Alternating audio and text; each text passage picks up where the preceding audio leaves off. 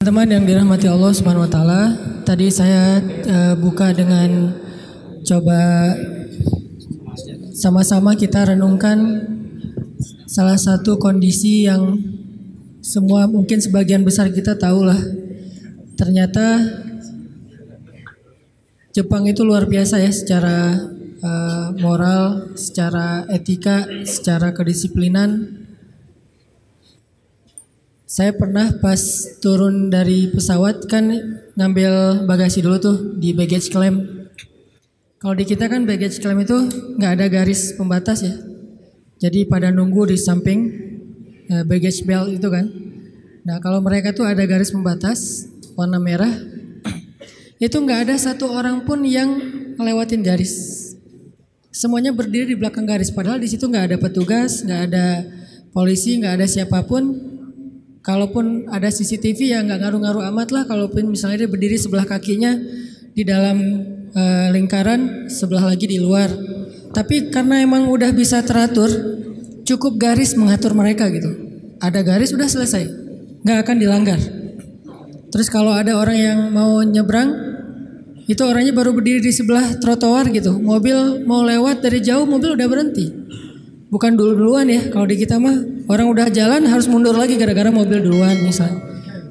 Kalau di sana udah ditungguin sampai orangnya jalan. Bahkan kalau di Singapura itu kartu penduduk kalau di atas usia 55 tahun kalau nggak salah itu beda ID cardnya.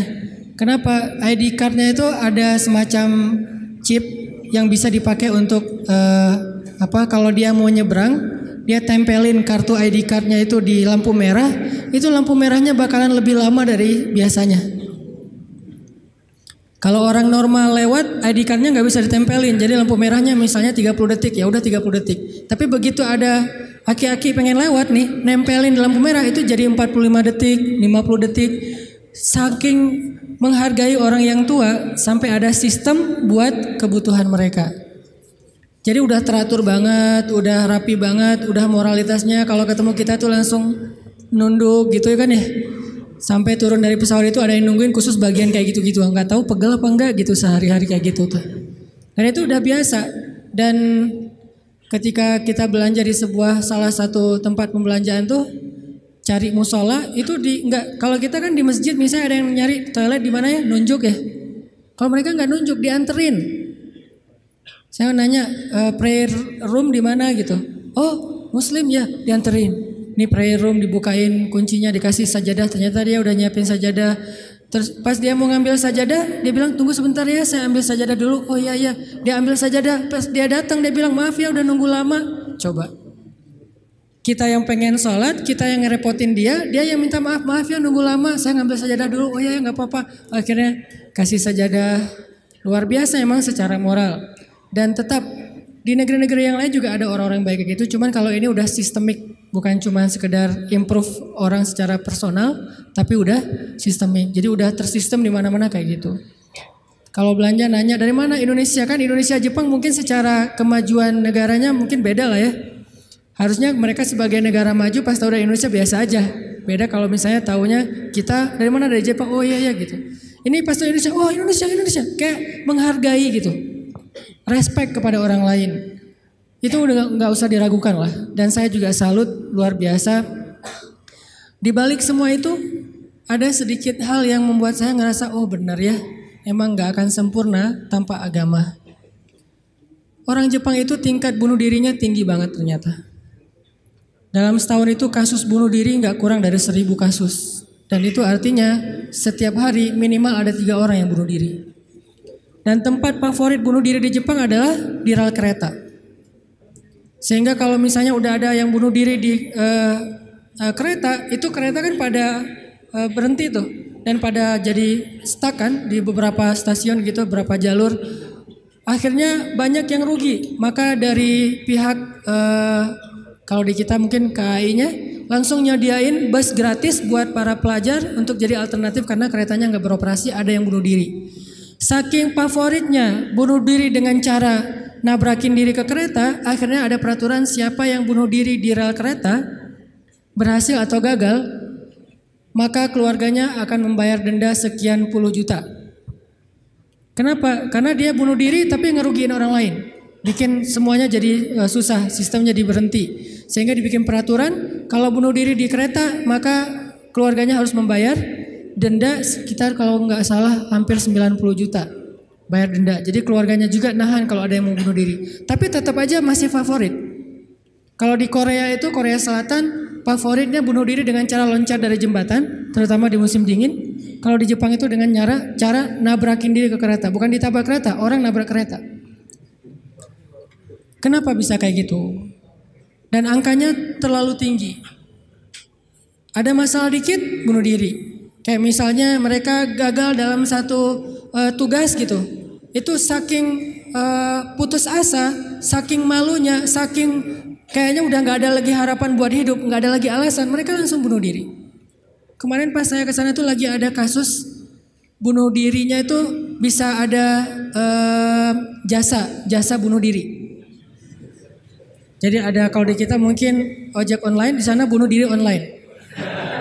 Ada tuh, sedang ramai-ramainya di TV tuh. Kemarin pas lagi di sana tuh lagi diliput gimana proses bunuh diri yang ada online-nya. Dia bisa order.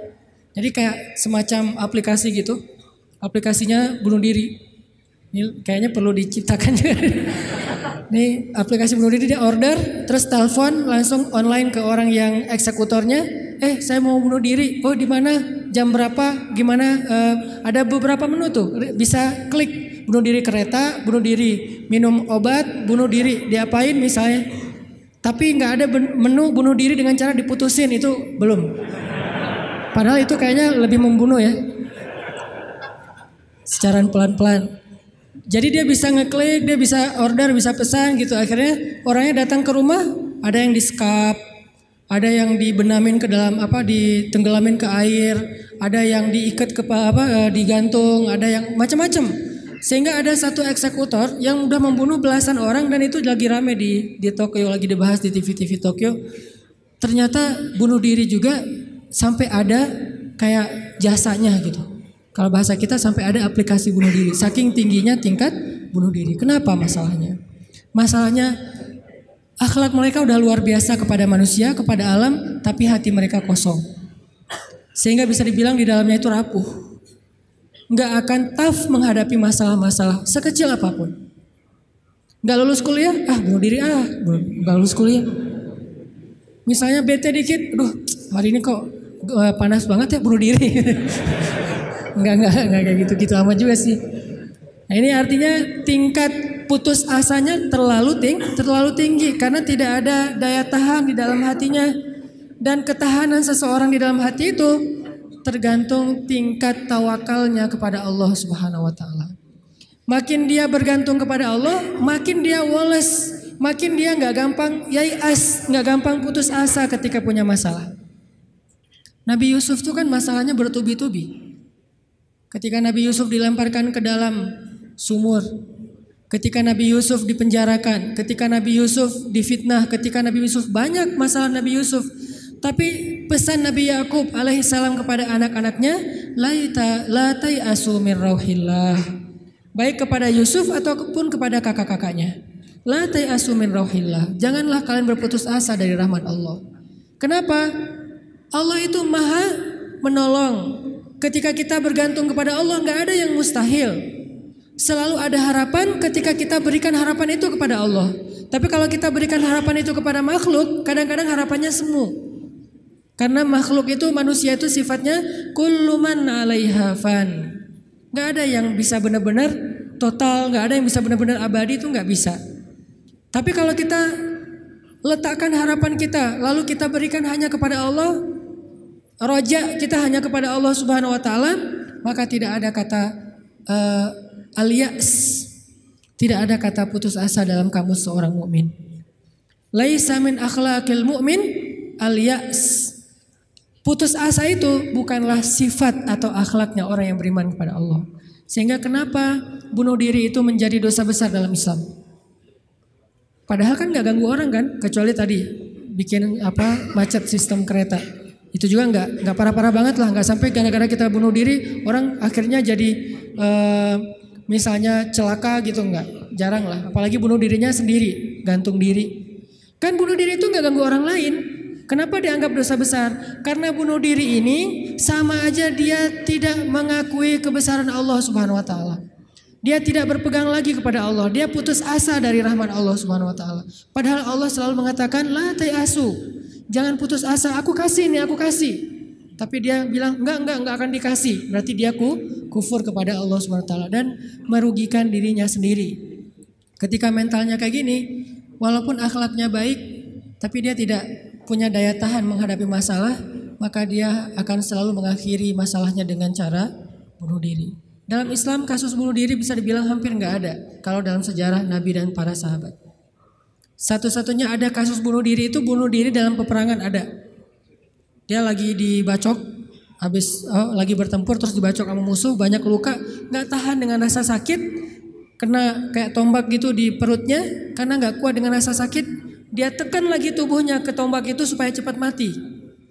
Lalu ketika dia sudah meninggal, orang-orang mengatakan dia itu pemberani, dia itu syahid, dia itu hebat. Kata Nabi tidak, dia di dalam neraka. Lalu para sahabat bertanya, kenapa ya Rasul kok dia masuk neraka? Padahal kita tahu dia meninggalnya dalam fisabilillah. Kata Nabi karena dia nggak bersabar terhadap ujian dari Allah Subhanahu Wa Taala. Sakit, ya udah daripada saya nggak kuat nahan sakit, mending sekalian mati nih. Itulah al-ya's. Dan itu tidak ada dalam kamus orang yang yakin kepada Allah, beriman dan bergantung kepada Allah Subhanahu Wa Taala. Jadi kalau kita mau belajar kepada orang Jepang, ada yang kita bisa belajar banget, yaitu moralnya, kedisiplinannya, kebersihannya. Tapi tetap ada satu hal yang fatal yang mereka tidak punya, yaitu Tuhan. Mereka nggak percaya kepada Tuhan. Kalaupun ada agama, kata teman-teman di sana, lahirnya sebagai orang agama Shinto kalau nggak salah, terus nikahnya sebagai agama Katolik kalau nggak Protestan, matinya sebagai agama Buddha. Jadi gonta-ganti itu. Kenapa gonta-ganti? Karena buat mereka agama itu hanya sekedar culture. Mereka tidak menyebut Islam sebagai agama Islam, tapi budaya Islam. Mereka tidak mengenal nilai-nilai ideologis, yang mereka tahu adalah nilai-nilai budaya, adat istiadat atau culture. Sehingga buat mereka pindah-pindah culture itu bagian dari kebijaksanaan. Kayak kita misalnya, saya nih orang Aceh, ketika saya berada di Sunda, di mana bumi dipijak, di situ langit dijunjung. Itu kan wise kan? Ketika kita menghargai budaya tempat kita tinggal, keramahan apa? Keramahan lokal atau apa gitu. Nah ini kan apa? Kearifan lokal. Arif kan bijaksana nih. Nah karena mereka menganggap agama itu hanya sekedar culture, maka arif menurut mereka itu ketika kita bisa beradaptasi dengan semua momen-momen culture itu. Masa-masanya Valentine mereka jadi orang Kristen. Masa-masanya hari tertentu misalnya hari besar Cina misalnya mereka jadi orang Buddha. Masa-masa tertentu mereka jadi orang Shinto dan segala macam. Yang enggak ada menjadi orang Muslim. Jadi karena nggak bisa dimix nih. Satu-satunya yang nggak bisa dimix menurut mereka cuma culture Islam.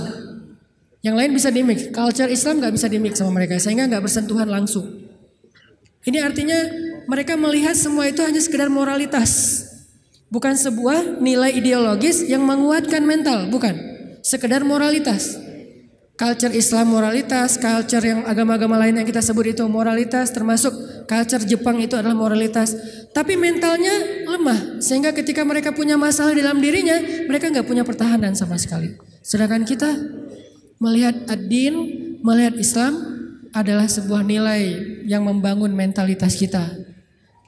Hanya ke akhir-akhir ini kita cenderung melihat Islam itu hanya sebagai undang-undang, sebagai syariat, sehingga orang takut sama Islam.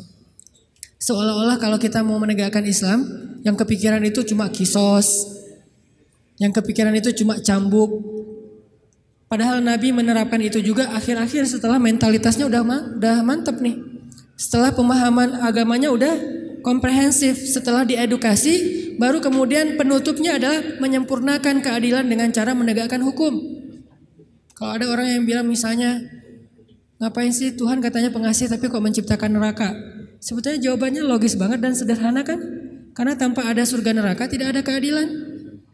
Kemana larinya orang-orang yang berbuat jahat dan zalim kalau tidak ada neraka? Maka kalau semuanya masuk surga, yang zalim sama yang terzalimi, lalu di mana keadilan? Kalau gitu kita mending jadi orang jahat aja, toh masuk surga juga kan? Mending kita ambil aja hak orang lain. Toh nanti di akhirat juga tetap masuk surga. Kalau gitu di mana ada keadilan?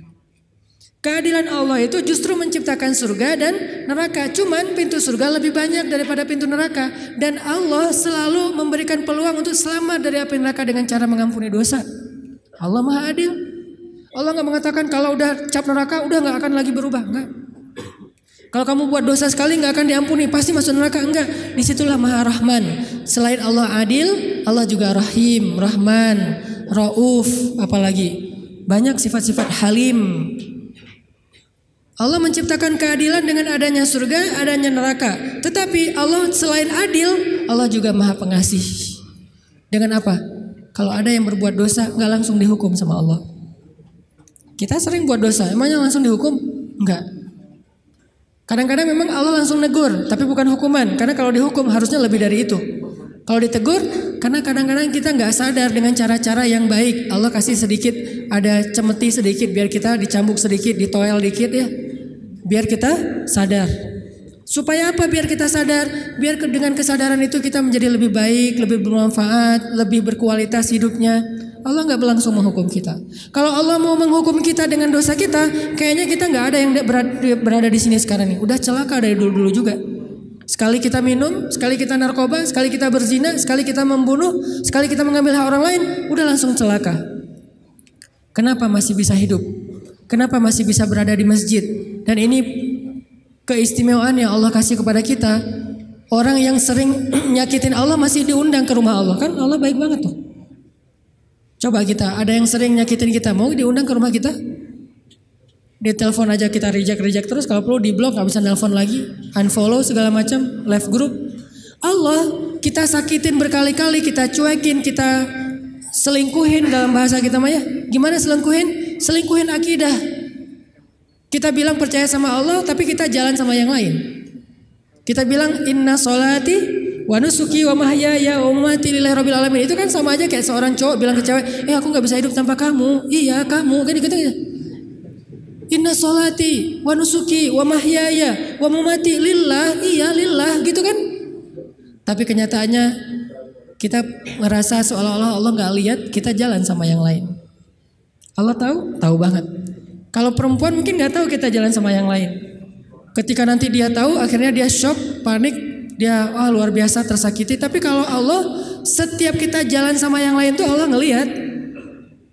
Kita dekat sama yang lain, ke Allahnya enggak. Lah, yang kasih rezeki kan saya. Kenapa kamu terima kasihnya ke dia? Yang memelihara kamu kan saya. Kenapa kamu baiknya ke dia? Kok saya enggak? Berbuat baik kepada hamba Allah, Allah senang. Tapi kenapa kepada Allah enggak? Ini agak-agak kurang fair nih. Ke makhluk yang enggak berjasa, kita jadi baik. Ke Allah yang maha berjasa, kita cuek. Malah kita menuduh Allah dengan tuduhan-tuduhan yang gak pantas. Ngerasa Allah gak penting dalam hidup kita. Kalau Allah gak sabar, makanya Allah itu sabur. Apa arti sabur? Sabar banget. Allah itu sami. Apa arti sami? Dengar curhat banget lah. Kita pasti gak kuat dengar curhat teman-teman kita. Bayangin kalau yang curhat ke kita itu ada puluhan orang. Kan stres juga tuh setiap hari. Allah dicurhatin miliaran orang setiap hari coba. Bukan miliaran orang, miliaran makhluk. Semuanya curhat kepada Allah. Yas'aluhu man fis samawati wal ard. Semua yang ada di langit dan di bumi curhat kepada Allah. Tapi Allah mendengar semua curhat mereka seolah-olah mereka itu cuma satu orang doang gitu. Dan baru pertama kali curhat, akhirnya Allah mendengarnya tuh sami'un. Betah banget ngedengerin curhatnya. Betah banget Allah dengar curhat kita, gak pernah. Kan kamu udah kemarin curhat, giliran atau dengan yang lain? Enggak kan? Kita berdoa setiap hari, kan udah kemarin giliran. Soalnya yang berdoa itu banyak loh. Kita di DM aja, di japri aja kadang-kadang bete juga nih kalau udah dijawab sekali terus nanya lagi. Karena banyak banget yang bertanya. Kan agak capek tuh, makhluk. Makanya kita gak disebut sami'un, tapi kita sami'un. Allah sami'un, kita sami'un. Apa bedanya? Kalau sami'un senang mendengar, tapi tetap ada batasnya. Kalau sami'un pendengar banget, betah banget ngedengerin, gak ada batasnya. Gak pernah Allah capek mendengar curhat kita. Lagian kadang-kadang kita yang dicurhatin ke Allah itu masalahnya itu juga belum selesai. Allah gak pernah bilang belum selesai juga masalah yang kemarin. Gak pernah Allah ngomong gitu. Kayak berlarut-larut kamu teh masalah gak beres-beres. Allah gak pernah ngomong kayak gitu kan. Tetap aja hambaku ada apa? Allah mendengar. Dan bukan cuma mendengar, Allah yang ngedatangin kita ke langit dunia setiap sepertiga malam. Terus Allah bertanya, hal min dihajah? Ada nggak di antara hambaku yang butuh sesuatu? Sini. Hal min taib?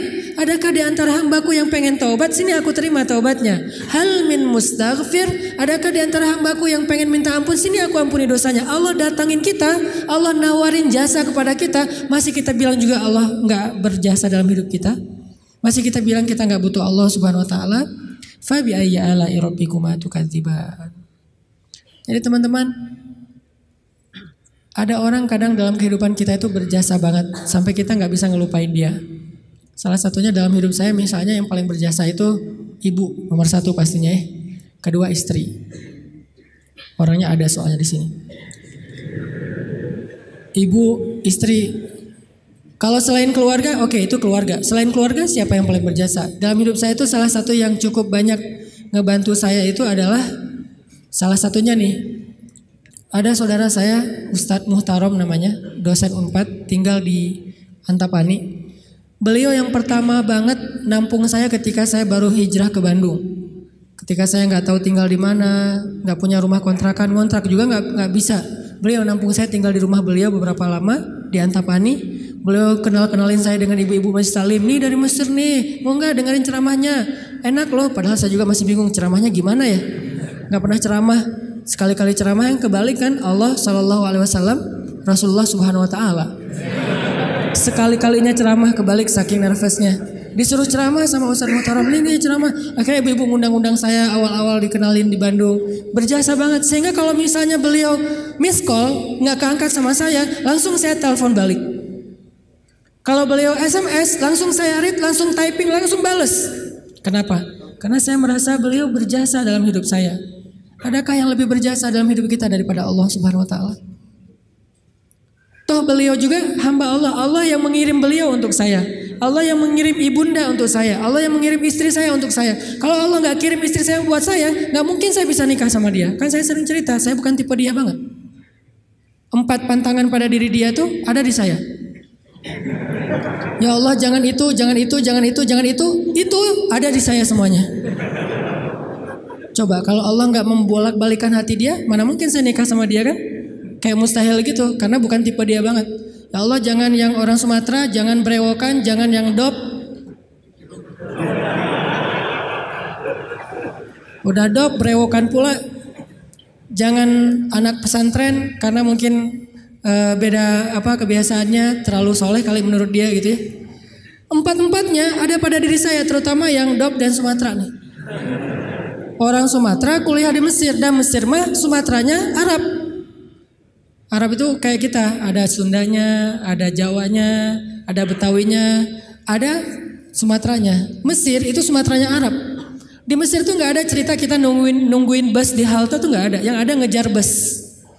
Bus tuh nggak pernah berhenti untuk ngangkut penumpang, nggak ada tuh. Bus ngelihat kita lagi nungguin malah dia iseng, makin dicepetin. Akhirnya kita kejar, wah, cowboy banget lah kehidupan di Mesir mah. Dia cuma berhenti kalau yang nungguin itu ibu-ibu. Kenapa? Karena ibu-ibu di Mesir itu raja. Gak ada yang berani sama ibu-ibu. Bener-bener queen tuh kalau ibu-ibu teh. Di Mesir ibu-ibu belanja nih ya. Mang. Apa bahasa Arabnya? Gitulah pokoknya. Mang, itu saya pengen ikan gitu ya. Oh iya. Pas diambil ternyata ikannya matanya agak-agak merah gitu. Mungkin agak-agak lama di freezer. Akhirnya bilang, ini kenapa nih ikan matanya merah? Begadang ya? Nggak jadi deh, malah saya mau ikan yang suka begadang, cari yang lain, ganti lagi yang lain. Udang aja, baunya nggak enak, ganti lagi. Berkali-kali gonta-ganti, itu yang dagang ikan itu nggak boleh marah. Kenapa? Yang ngomong seorang perempuan. Dan di Mesir itu perempuan sangat dihormati, nggak boleh berdebat dengan perempuan, aib. Debat dengan cewek itu aib. Kalau dimarahin cewek itu aib. Mending kita menghindar aja deh. Kalau kita naik bus, duduk nih, ibu-ibu naik harus berdiri. Kalau nggak berdiri itu dianggap aib, satu bus semuanya aib. Kalian laki-laki atau apa kalian teh? Ada perempuan masuk ke bus, kalian pada duduk cuek itu, malu-maluin kalau di Mesir. Sehingga kalau ada ibu-ibu naik ke dalam bus nih, cowok-cowok semuanya berdiri siap.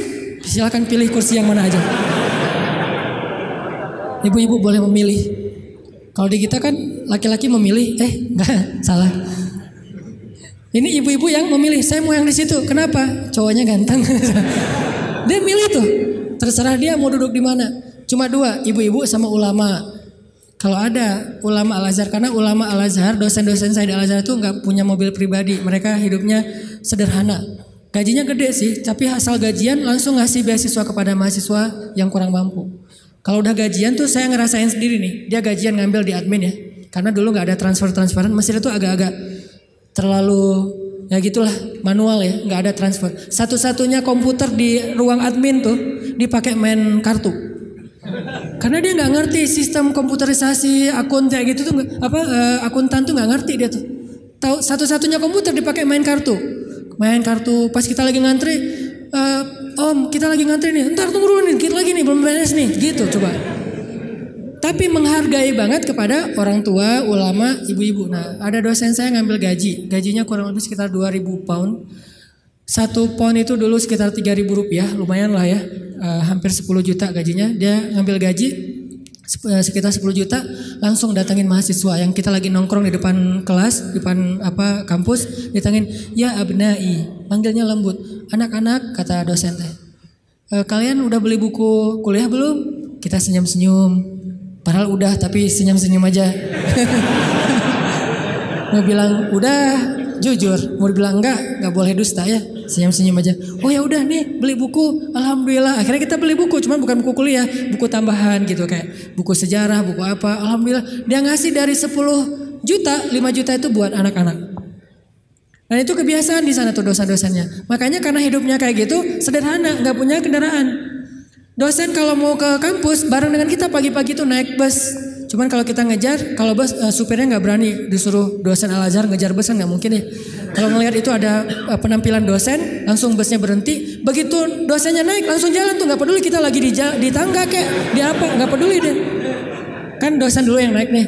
Prof silakan. Dosennya naik, baru dosennya di atas kita harusnya bergelantungan tuh bus langsung jalan tuh.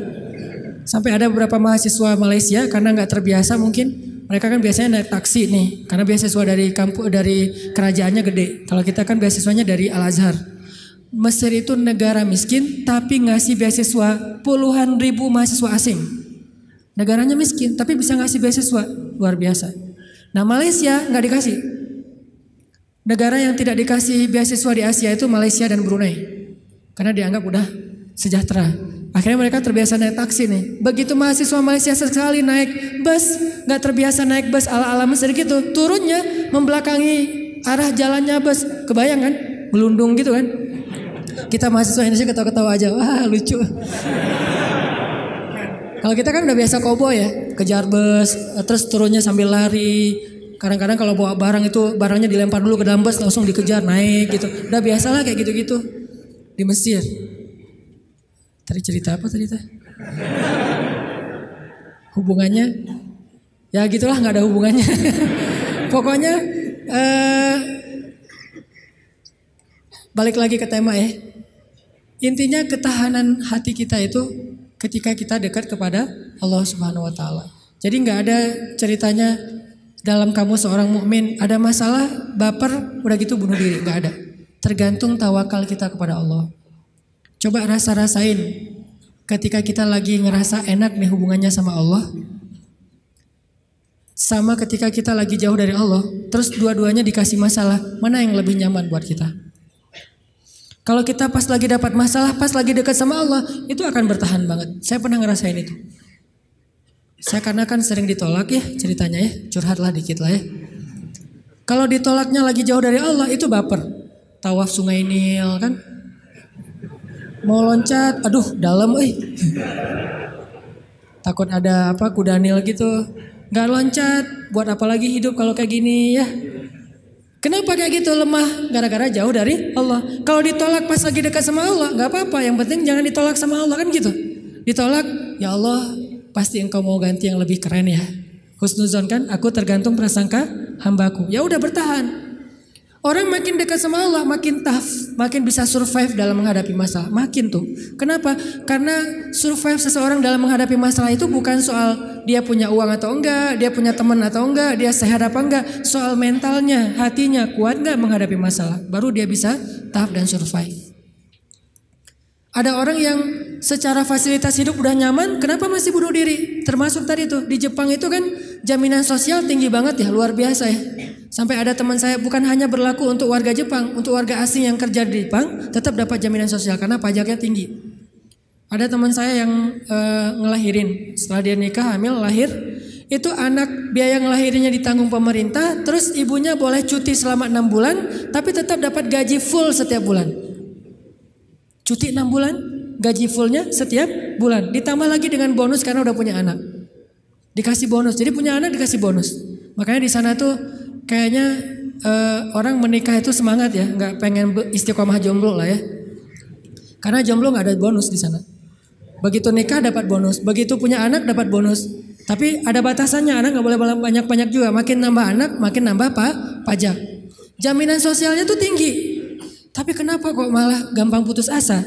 Padahal secara fasilitas hidup sudah tercukupi. Mental. Mungkin secara etika keren lah, pokoknya ngacung jempol pokoknya. Tapi kalau mentalnya lemah, kosong. Ada yang gersang di dalam hatinya karena tidak diisi dengan kata Allah di dalam hati mereka. Di satu sisi kita perlu belajar kepada mereka, di sisi yang lain mereka perlu belajar kepada mukmin. Salah satunya mukmin di Indonesia. Ketika kita jauh dari Allah, mulai naik tingkat kriminal, mulai naik tingkat bunuh diri, mulai banyak orang yang putus asa, mulai banyak orang yang mengeluh, terjadilah krisis sosial. Itu ketika jauh dari Allah. Sejak kapan dalam persepsi kita miskin itu masalah? Di zaman Nabi miskin itu bukan masalah. Masalah itu fakir, bukan miskin. Di zaman Nabi malah berdoa pengen jadi orang miskin. Ya Allah, hidupkan saya sebagai orang miskin, matikan saya sebagai orang miskin, bangkitkan saya bersama orang miskin. Nabi itu cuma bilang, hampir-hampir kefakiran itu menyebabkan orang kufur.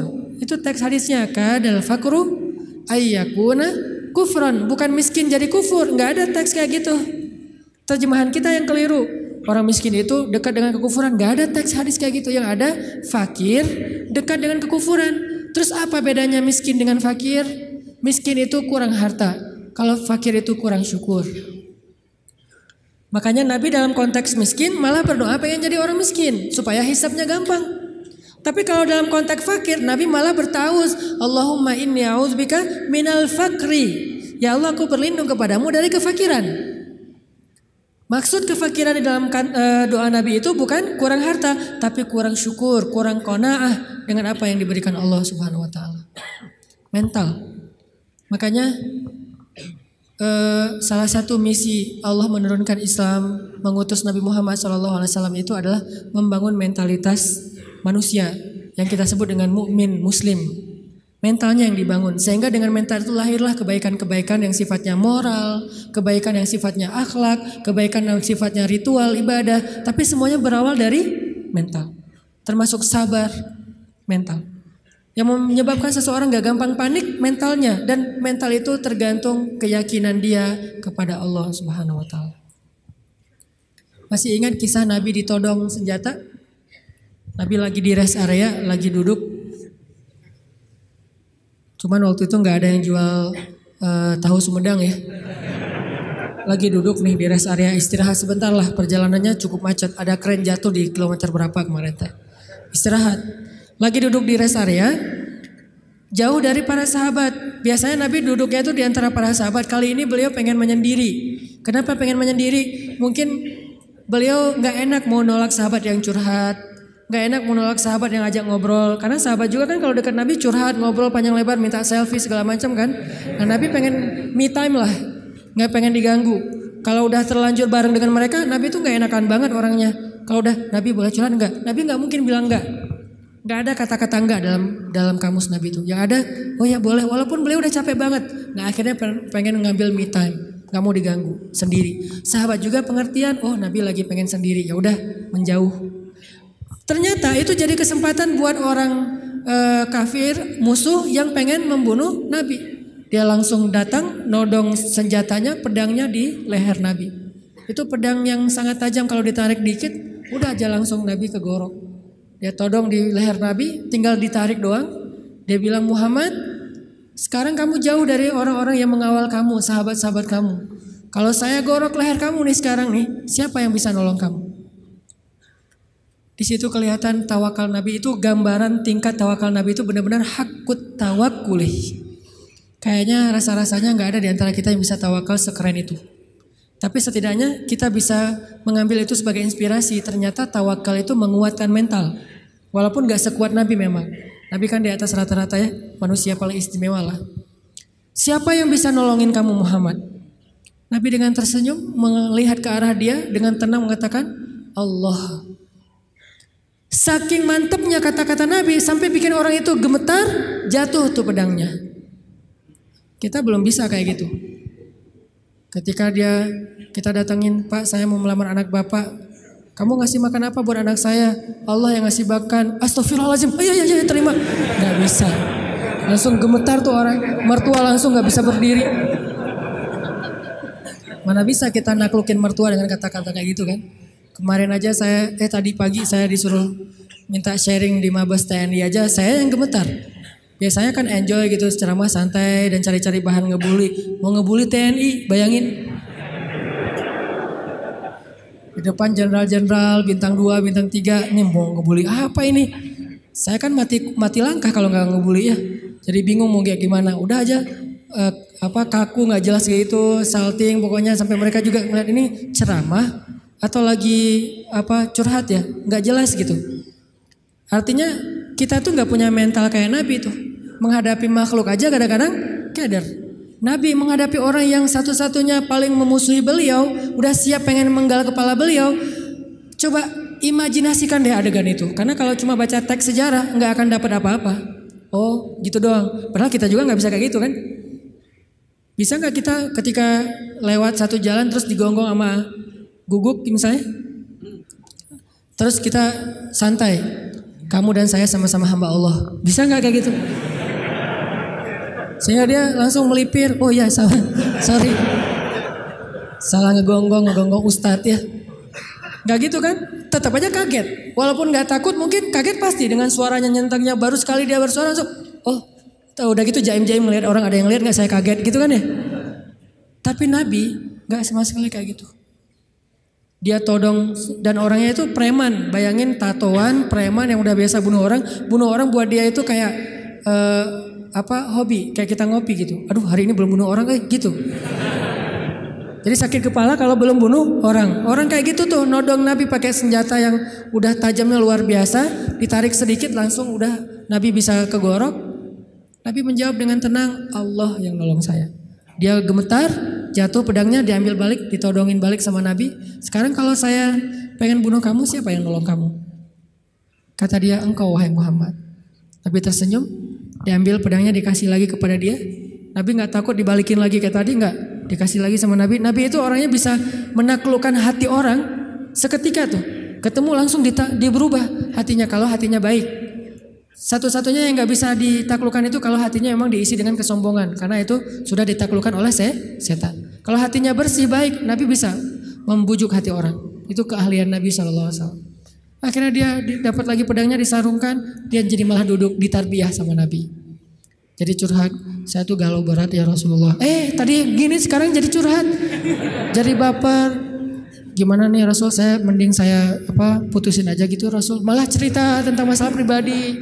Nabi kasih solusi, Nabi tepuk-tepuk punggungnya. Ya udah sabar ya, jangan terlalu baper kan ada Allah. Oh iya ya benar Rasulullah. Saya boleh izin pulang ke negeri saya Rasulullah buat apa? Saya pengen ngasih tahu ke orang-orang supaya masuk Islam. Agama Islam itu luar biasa. Dia pulang ke kampungnya. Dia ceritakan kepada orang lain tentang pengalaman dia ketemu Nabi. Akhirnya berbondong-bondong orang masuk Islam. Kenapa Nabi bisa woles kayak gitu? Enggak panik. Pernah juga di kota Madinah, suatu malam ada kedengaran suara dari tengah padang pasir. Itu suara paling aneh.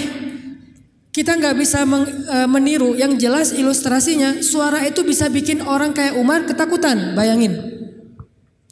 Suara yang bisa bikin orang kayak Umar, kan kita tahu keberanian Umar.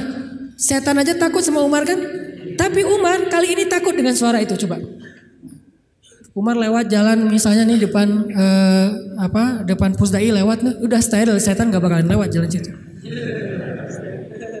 Langsung di dalam Google Map setan itu merah. jangan ngambil jalan itu, kenapa? Udah merah, lewatin sama Umar. Jadi udah forbidden buat setan. Tapi Umar pada malam itu ketika mendengar suara di tengah padang pasir, ketakutan. Sehingga ketika semua penduduk Madinah mendengar suara yang luar biasa, seperti suara makhluk yang lagi marah-marah nih. Suara setan kalau menurut ulama, walaupun Nabi nggak nyebut kayak gitu. Suara setan yang lagi ngamuk-ngamuk, bayangin. Orang aja ngamuk kan kelihatan ya. Apalagi setan ngamuk, bayangin. Setan ngamuk, bukan jin, setan. Arti setan tuh jin yang paling premannya jin lah. Tuh jagarnya jin ngamuk. Diobrak-abrik semuanya sama dia. Lagi ngamuk nih setan, suaranya luar biasa kayak yang pernah sempat viral di YouTube ya. Gak tahu itu suara apa di dalam perut bumi, terdengar di beberapa penjuru dunia. Entah benar entah editan, saya gak ngerti lah. Yang jelas suara kayak gitu tuh pernah terdengar di zaman Nabi. Dan lebih ngeri lagi tuh. Ada yang ngamuk luar biasa. Terus para sahabat berkumpul di Masjid Nabawi. Bayangin, sahabat malam-malam itu keluar dari rumah mereka, pengen cari tahu suara apa, tapi gak ada yang berani keluar sendiri. Akhirnya ngumpul di depan masjid. Udah ngumpul di depan masjid, mereka cari Nabi. Kan rumah Nabi di sebelah masjid. Rasulullah mana? Umar. Terus sekelas Sa'ad bin Abi Waqqas, Abu Ubaidah bin Jarrah yang udah nggak takut mati sama sekali, orang-orang yang pemberani lah. Tapi ngumpulnya di depan masjid karena nggak berani keluar sendiri ke tengah padang pasir gara-gara saking seremnya tuh suara. Udah ngumpul cari-cari Nabi, tiba-tiba mereka ngelihat sosok seorang laki-laki datang dari tengah kegelapan padang pasir. Dia pegang pedang di atas pundaknya, nggak pakai baju, cuma pakai celana, badannya bagus. Kalau kita nggak pakai baju malu-maluin ya. Nabi nggak pakai baju, keren lah. Nggak pakai baju, cuma pakai celana, badannya bagus, terus pakai pedang gitu kan, bener-bener kayak cerita gladiator atau siapalah Hollywood gitu kan. Naik kuda tuh gagah sendiri dari tengah kegelapan padang pasir sendiri datang. Dari kejauhan ditanya siapa? Ternyata Rasulullah SAW. Jadi kalau ada yang menganggap Nabi pengecut, banyak bukti Nabi itu pemberani. Cuman nggak sok jagoan Nabi teh, nggak konyol. Nabi kalau misalnya berstrategi dalam perang, Nabi ada istilah dakwah sembunyi-sembunyi, bukan karena Nabi takut pada orang Quraisy. Karena kalau Nabi dakwahnya belak-belakan, nggak pakai strategi, terus beliau dibantu oleh Allah dengan mujizat, maka kita nggak bisa niru strategi dakwah Nabi, soalnya kita nggak punya mujizat. Nabi mencontohkan yang paling mudah ditiru, bukan yang paling mudah untuk beliau. Kalau mau, Nabi bisa berdakwah itu nggak butuh Abu Bakar, nggak butuh Khadijah, sendiri aja. Kalau ada Abu Jahal nantang beliau, beliau tinggal bilang ya Allah hancurkan nih orang, langsung mati itu mendadak. Mudah banget buat Nabi. Toh bulan aja dibelah sama Nabi dengan seizin Allah kan. Ketika ditantang Muhammad, kalau kamu emang Nabi coba lo belah tuh bulan. Kalau saya bisa membelah bulan, apakah kalian beriman? Ya, kita lihat aja nanti. Posting dulu pokoknya. Akhirnya Nabi Bismillah ya Allahu Akbar, kebelah bulan, benar-benar kebelah dua. Mereka bilang Muhammad telah menyihir mata kita. Kata Nabi Muhammad, kalau kalian merasa mata kalian yang tersihir, ini hanya halusinasi. Coba kita tanya kepada musafir yang sebentar lagi datang dari tengah padang pasir. Apakah mereka melihat malam ini bulan terbelah? Kan gak mungkin saya menyihir orang yang jauh. Ternyata datanglah musafir dari tengah padang pasir lewat kota Mekah, karena Mekah ini salah satu transit juga. Orang-orang langsung berkumpul nanya, apakah kalian melihat kejanggalan di langit malam ini? Ya, kejanggalan apa? Bulan terbelah. Ternyata Muhammad itu adalah Lord of the Ring, bapaknya para penyihir. Bukan kita doang yang disihir, musafir juga disihir. Tetap gak beriman. Nabi itu kalau mau ngandelin mujizat bisa banget, tapi kita kan gak bisa niru. Makanya Nabi mencontohkan yang paling ringan, dakwah itu sembunyi-sembunyi dulu. Jangan terlalu vulgar. Supaya apa? Supaya umatnya gak celaka dengan mengambil langkah-langkah yang sembrono. Nabi itu paling pemberani, cuman gak pamer. Kalian semuanya apa-apaan? Gua paling pemberani. Gak pernah Nabi gitu. Umar, Ali, ketika ada yang nantang kaum muslimin, padahal Nabi itu kalau mau duel sama dia bisa banget. Tapi kan buat apa yang kayak gitu-gitu? Kan ada tuh Amru bin siapa gitu yang orang kafir tuh, jagoan berpedang dalam perang Khandaq, nantang. Hal min mubariz, ada enggak cowok-cowok pemberani di sini yang mau duel sama saya? Diam semuanya, bayangin Umar diam. Umar takut enggak? Tapi emang orang itu terkenal sih. Nih yang lagi nantang ini terkenal Umar. Aduh, Amru kan agak mikir nih. Ternyata siapa yang berdiri? Ali masih muda, umur 20-an tahun lah. Ya Rasulullah izinkan saya. Nabi itu kalau mau, Ali emang lo doang yang berani, gue juga berani sebetulnya. Enggak, Nabi mah gak kayak gitu, orangnya tawadhu. Ali jangan, aku nggak tega kalau terjadi apa-apa sama kamu. Akhirnya Ali duduk. Benar-benar nggak ada laki-laki di antara kalian, kata Amru. Dia manas-manasin tuh. Ya Rasulullah, mereka menghina kita ya Rasulullah. Postingannya tuh nggak enak banget ya Rasul. Izinkan saya Rasulullah untuk report tuh biar di blog sama Instagram. Kata Rasul, jangan Ali, nanti kamu ada apa-apa lagi sama kamu. Saya kan gak tega, sayang banget sama kamu Ali. Duduk lagi. Ali itu sebetulnya udah gergetan. Rasul kok gak izinin sih, saya bisa tuh ngalahin tuh orang. Rasul gak percaya banget sih sama saya gitu-gitu. Sampai 3 kali, wah benar-benar kalian ini gak ada yang keren satupun. Gak ada cowok sama sekali di antara kalian. Saya kecewa nih datang ke sini capek-capek, gak ada yang berani duel. Kata Amru. Akhirnya Ali, ya Rasulullah, izinkan saya demi Allah, biar Allah yang akan menunjukkan kebesarannya. Akhirnya Nabi diam, membolehkan Ali berangkat. Wah langsung kata Ali, ya Amru, saya mengajak kamu kepada Islam secara baik-baik. Kata Amru, gak ada urusan saya dengan agama itu. Kalau gitu saya ngajak kamu berduel. Kata Amru, saya gak tega membunuh kamu wahai Ali. Kata Ali, tapi saya tega bunuh kamu. Coba, Ali terkenal kan jagoannya Rasulullah kan. Akhirnya tarung, wah tahu sendiri kekuatan pedang Zulfikarnya Ali. Terkenal lah, legend banget lah pokoknya tuh. Ali itu bisa dibilang salah satu petarung legend dalam Islam. Ali dengan Zulfikarnya. Akhirnya tuh orang terkapar, penggal sama Ali dan mati dalam peperangan itu hal yang wajar. Jadi nggak ada urusan HAM-nya mana tuh, hak asasi manusia. Ini perang. Kecuali perangnya di dalam kota, baru ngomongin HAM. Karena Islam itu sangat memperhatikan HAM kalau perangnya di dalam kota. Nggak boleh nebang pohon, nggak boleh bunuh perempuan, nggak boleh menyakiti anak kecil, nggak boleh menyakiti orang tua, nggak boleh menyakiti orang yang sudah melepaskan senjatanya. Itu etika perang dalam Islam kan? Tapi kalau di medan perang, ya wajar tuh laki-laki sama laki-laki, wajar banget itu mah. Sama-sama cowok, sama-sama militer, sama-sama megang senjata, wajar banget. Jadi artinya Rasulullah itu sangat pemberani. Tiba-tiba Nabi datang bawa pedang di atas pundaknya, terus megang kuda, datang gagah banget. Orang-orang pas dari jauh ngeliat siapa, kok pemberani banget. Ternyata Rasulullah SAW. Begitu Nabi datang, tenang semuanya. Nabi itu kayak ayah buat sahabat. Nabi turun dari kudanya, diikat kudanya di kandang kuda, di garasi rumah beliau. Udah selesai markirin kuda, Nabi datang ke sahabat. Ya udah ya, udah bubar ya, udah selesai. Kata sahabat, Nabi ada apa sih di luar? Tadi kedengaran suaranya serem banget. Kata Nabi, udah beres. Nabi nggak cerita. Saking Nabi bijak. Kan kalau kita mah habis kayak gitu kan ceritanya panjang tuh ya. Wah gua tadi habis tarung loh sama dia. Kan gitu ya. Nggak bijak banget kita mah. Kalau Nabi bijak, udah beres. Nggak, gua habis tarung. Wah babak belur lah pokoknya, dia udah nggak patah kaki, patah tangan. Tadinya tuh dia gaya-gaya nantang gua. Nggak tahu siapa Muhammad gitu-gitu kan. Ini anaknya Abdullah, cucunya Ismail. Seorang sniper. Ismail kan terkenal sniper ya. Mata Ismail itu turun kepada Nabi Muhammad. Mata yang tajam. Salah satu keistimewaan Nabi itu matanya tajam, sehingga beliau itu nggak pernah meleset dari memanah. Cuman kenapa nggak terkenal? Karena Nabi nggak suka manah seseorang yang tidak layak. Nah kita mah cuman manah calon juga nggak kena kan ya? Gagal lagi. Insya Allah nanti saya sharing cara memanah. Nabi itu jagoan memanah, seorang jago main pedang, lomba berkuda pernah beberapa di waktu Nabi masih ABG nih, belum jadi Nabi, sering lomba berkuda kan, sama Hamzah, Nabi sering menang.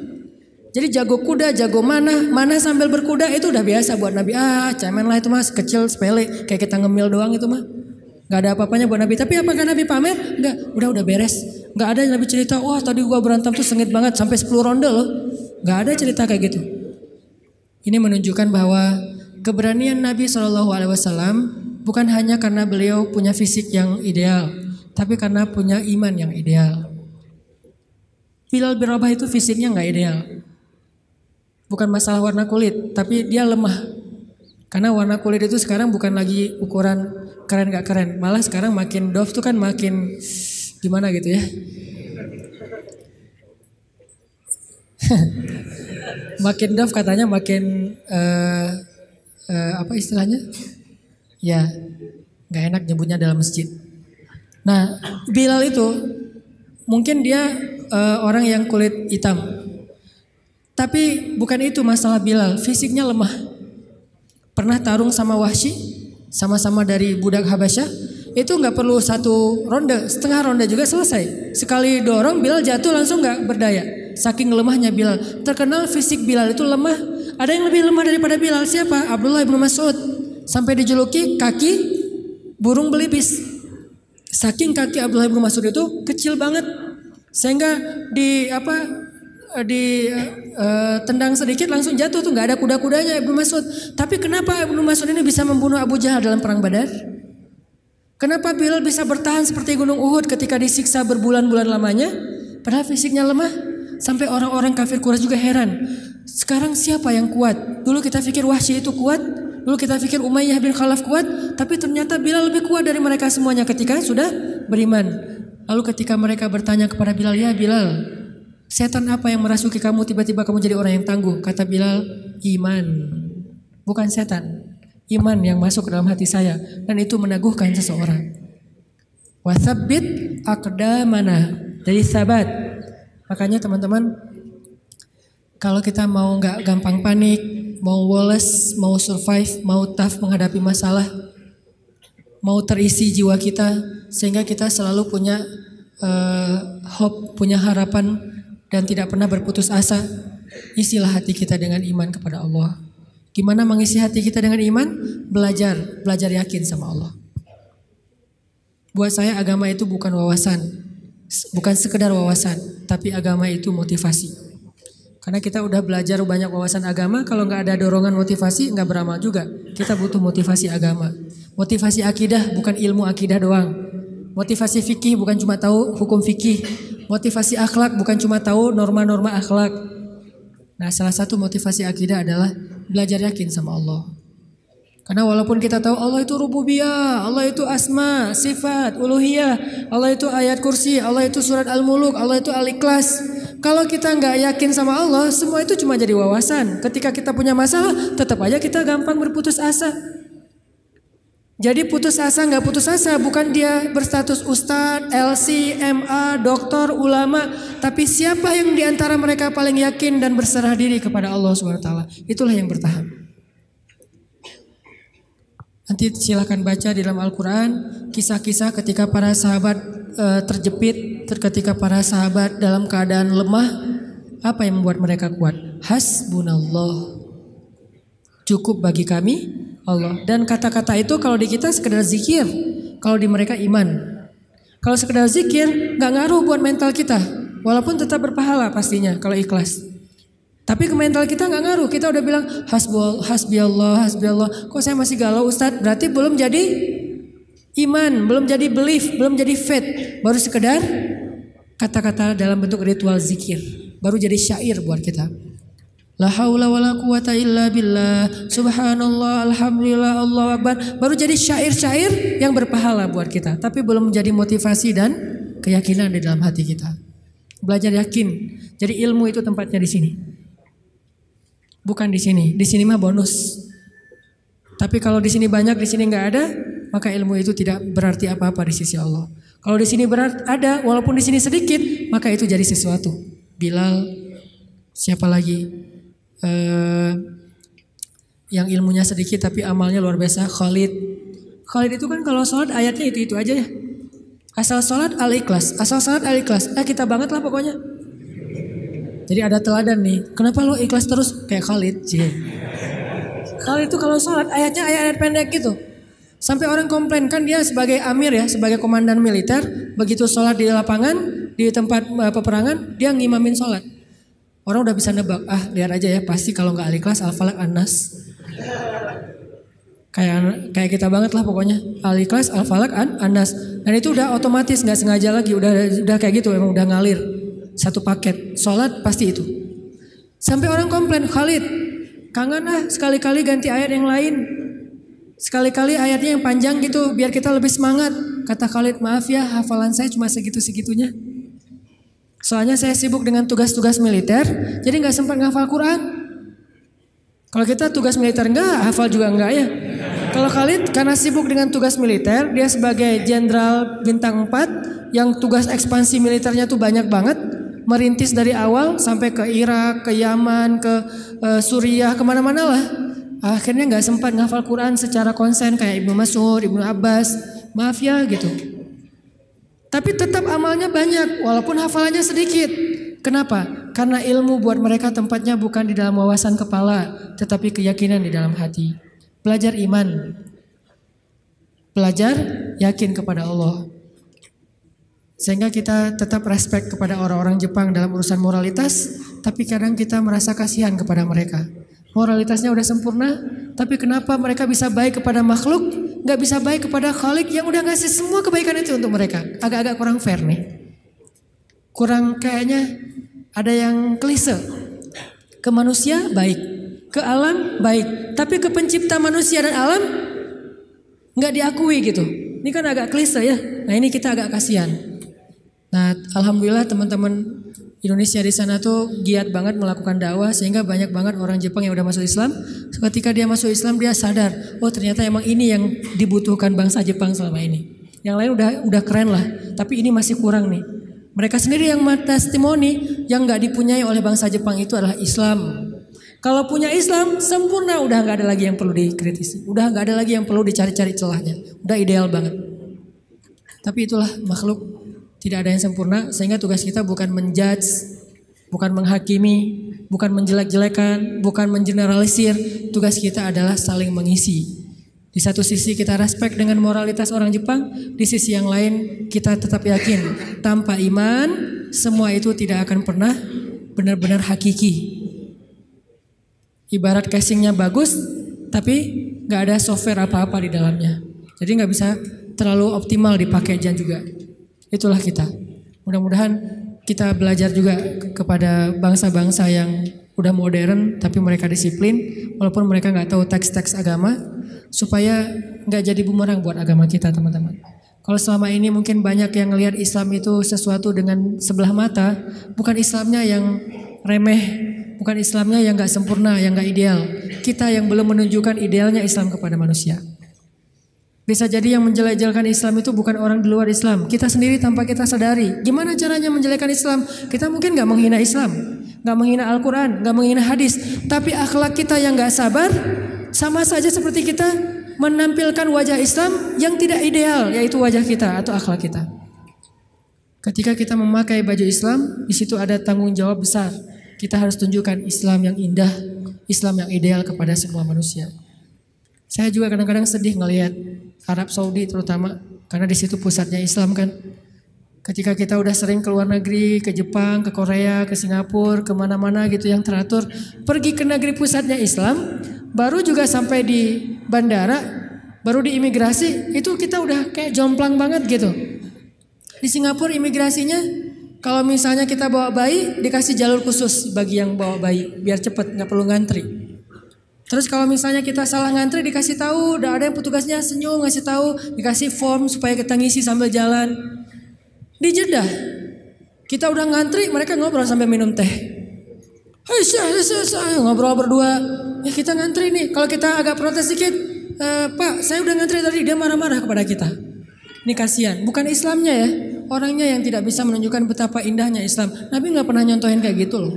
Karena sifat Nabi itu rafah banget. Gak usah orang ngantri, orang baru ngelihat ke Nabi aja Nabi langsung senyum. Berarti mereka telah meninggalkan sunnah Nabi ketika mereka mengangkat slogan-slogan sunnah, tapi mereka tidak menjalankan sunnah itu dengan lebih luas. Padahal sunnah Nabi, teladan Nabi salah satunya adalah dalam urusan akhlak yang luar biasa. Jadi kita kayak mempermalukan Nabi tuh. Ngakunya saya teman dekat dia loh, tapi gara-gara akhlak kita nggak benar, tercoreng juga nama dia. Saya anaknya Bapak Fulan, gara-gara akhlak kita nggak benar, nama orang tua kita tercoreng. Kita mengaku umat Nabi, begitu kita nggak sabar, nggak menunjukkan akhlak yang disiplin, bersih, baik, woles, kita seperti mencoreng wajah Nabi yang kita cintai. Kita mencoreng wajah Islam yang kita yakini. Yang lebih berat lagi, kita mencoreng wajah Allah yang maha sempurna. Karena kita tidak menjalankan ajaran Allah yang sudah ideal ini.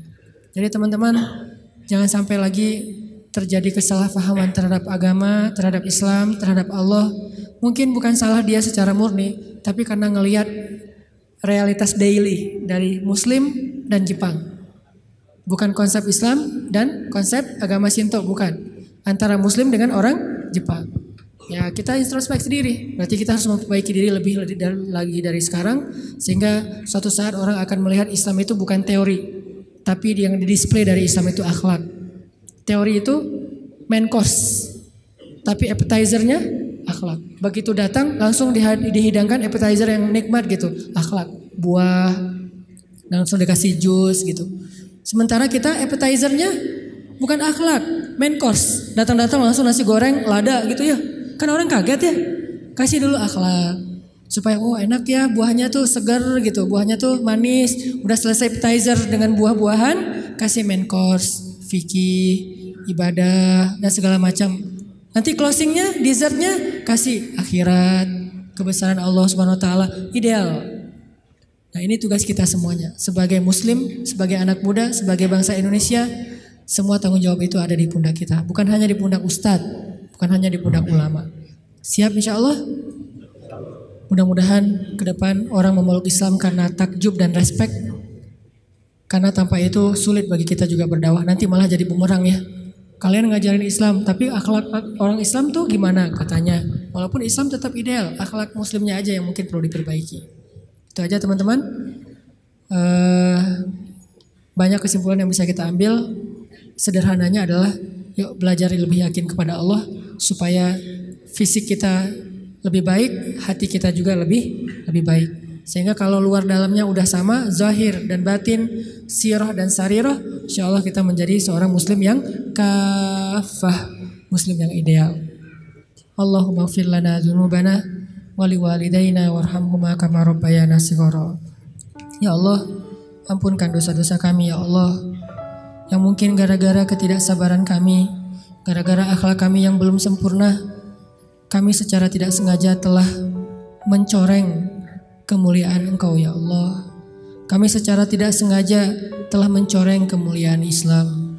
Secara tidak sengaja telah mencoreng wajah Rasulullah SAW. Ampunkan dosa-dosa kami ya Allah. Ahsin khuluqana ya Allah. Perbaikilah akhlak kami ya Allah. Kami sadar akhlak itu dalam agamamu sama pentingnya dengan ibadah. Sama besar pahalanya dengan ibadah. Bahkan terkadang di sisimu akhlak lebih utama daripada ibadah-ibadah sunnah. Ajarkan kami akhlak Nabi Muhammad SAW. Ajarkan kami akhlak yang elegan, akhlak yang ideal, akhlak yang rahmah, akhlak yang menjadi penyejuk bagi orang-orang di sekitar kami ya Allah. Ya Allah ya Rahman ya Rahim. Kami tahu hanya agama Islam yang paling sempurna dan ideal. Ajarkan kepada kami keidealan Islam ya Allah. Jangan biarkan kami salah faham tentang agama kami ini ya Allah. Sehingga kami mengambil sebagian tetapi mencampakkan sebagian yang lain. Kami mengambil sesuatu yang sebetulnya mungkin hanya untuk pribadi kami, tapi kami tampakkan kepada orang lain sehingga kami menjadi orang-orang yang memaksakan kehendak. Sedangkan agama tidak mengajarkan hal itu kepada kami. Ya Allah, ajarkan kepada kami apa yang kami tidak mengerti. Ya Allah, perindah akhlak kami seperti Engkau memperindah fisik kami. Ya Allah, jadikanlah kehadiran kami di antara manusia sebagai kebaikan. Janganlah Engkau biarkan kami menjadi beban bagi orang-orang di sekitar kami, apalagi menjadi musibah atas diri mereka. Ya Allah, menangkanlah Islam, karena kemenangan Islam berarti kemenangan terhadap kemanusiaan. Kemenangan Islam berarti kemenangan terhadap keadilan. Kemenangan Islam berarti kemenangan terhadap moralitas. Dan kami yakin itu ya Allah.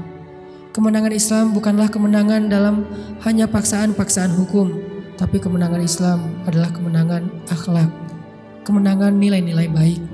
Sehingga ketika Islam berkuasa di muka bumi, maka bumi akan dipenuhi dengan keadilan, baik bagi muslim bahkan kepada semua manusia. Dan kami melihat itu dalam sejarah-sejarah keagungan Islam di masa lalu ya Allah.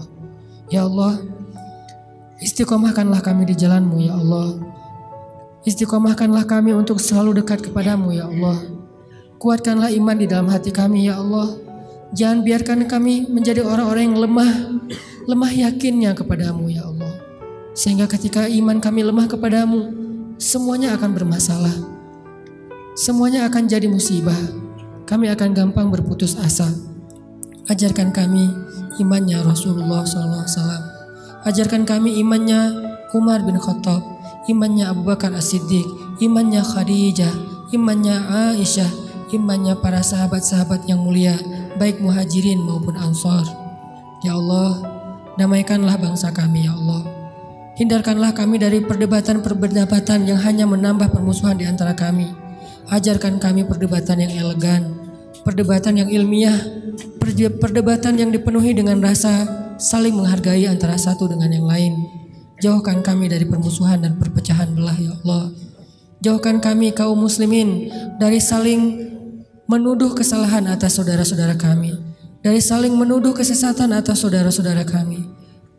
Ajarkan kami untuk bersatu hati, sebagaimana Engkau mempersatukan hati antara kaum Aus dengan kaum Khazraj, antara Muhajirin dengan Ansar. Sebagaimana Engkau mengikat hati antara Ashabul Kahfi, sebagaimana Engkau mempersatukan hati antara saudara-saudara Yusuf anak Yakub alaihissalam.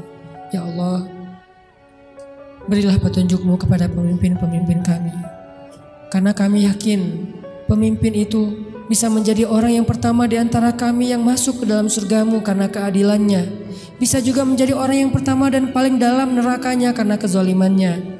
Beri petunjuk kepada pemimpin-pemimpin kami agar mereka bisa bersikap adil, pemimpin yang takut kepada Engkau ya Allah, karena ancaman yang paling besar adalah ancaman-Mu ya Allah, siksaan yang paling pedih adalah siksaan-Mu ya Allah, agar mereka menjadi pemimpin-pemimpin yang pemberani kepada makhluk tetapi takut kepada Khalik, sehingga mereka takut untuk mengambil hak-hak rakyatnya, menzolimi bangsanya, sehingga mereka takut menyia-nyiakan amanah dan wewenangnya ya Allah.